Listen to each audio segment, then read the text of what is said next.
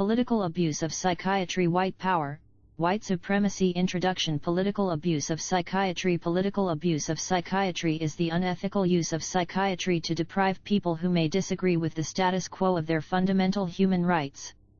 Part 1. Political abuse of psychiatry in the Soviet Union. Based on the interpretation of political opposition or dissent as a psychiatric problem, there was institutionalized political abuse of psychiatry in the Soviet Union.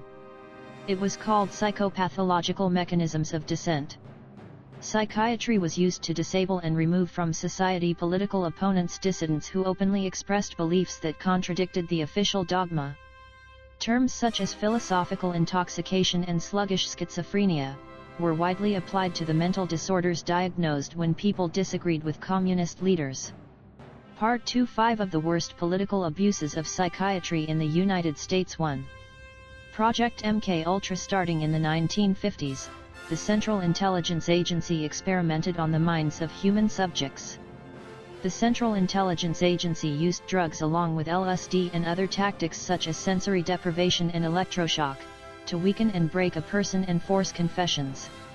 MK Ultra has been documented via the United States Congress Church Committee investigations, cited by the United States Supreme Court, and documented by former State Department officer John Marks, in his book The Search for the Manchurian Candidate, the CIA and Mind Control. At least 80 institutions along with universities, pharmaceutical agencies, and prisons and 185 researchers secretly worked on Project MK Ultra for the United States government. 2. American Psychological Association assistance in interrogation and torture. According to a 2014 Truthout report, after September 11, 2001, the American Psychological Association cultivated relationships with the CIA and Department of Defense to position psychology and behavioral scientists as key players in the United States counterterrorism and counterintelligence activities, resulting in United States doctors facilitating torture. 3. Enabling genocide of indigenous Americans. The history of indigenous peoples in America has been one of genocide through military invasion, starvation, induced disease, and cultural destruction. This included the expertise of mental health professionals and educators. 4. Enabling racism and subjugation of African Americans. Dr. Benjamin Rush is on the seal of the American Psychiatric Association and known as the father of American psychiatry.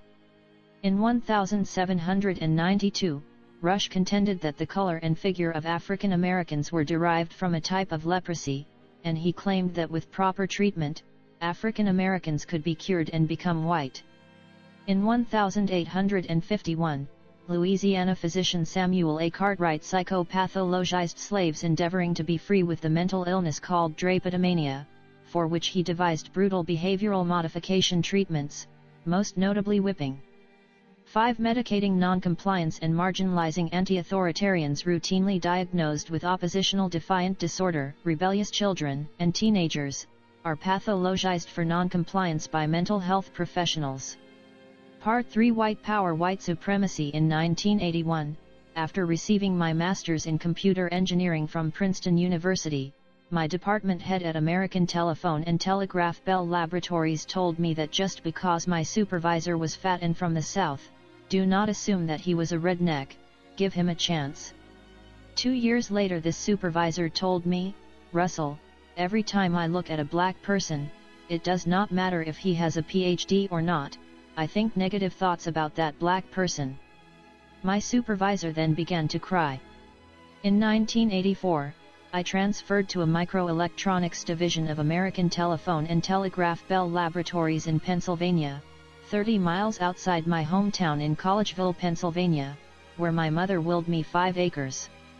A supervisor transferring out told me, a black guy was forced on mental disability just before you got here. A year later I was kicked by the old guy who emptied the garbage in our offices and shouldered in the stomach while I was walking down a stairwell. My management refused to help me against these assaults at work. When I reported the assaults to the police told me that the assaults were my fault and they refused to investigate. When I continued to complain, I was poisoned when LSD was slipped into my lunch at work. I was then forced on mental disability. My department head said, go down to the medical department, take a urine test for drugs, go out on mental disability, or don't return to work. I had previously arranged to join the Air Force National Guard, and during the first year of forced mental disability I attended Air Force Officer Candidate School in Knoxville, Tennessee.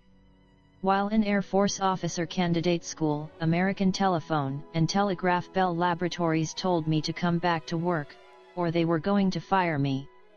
After I graduated Officer Candidate School as a second lieutenant in the Air Force National Guard destined to be a top-secret communications officer, I was fired.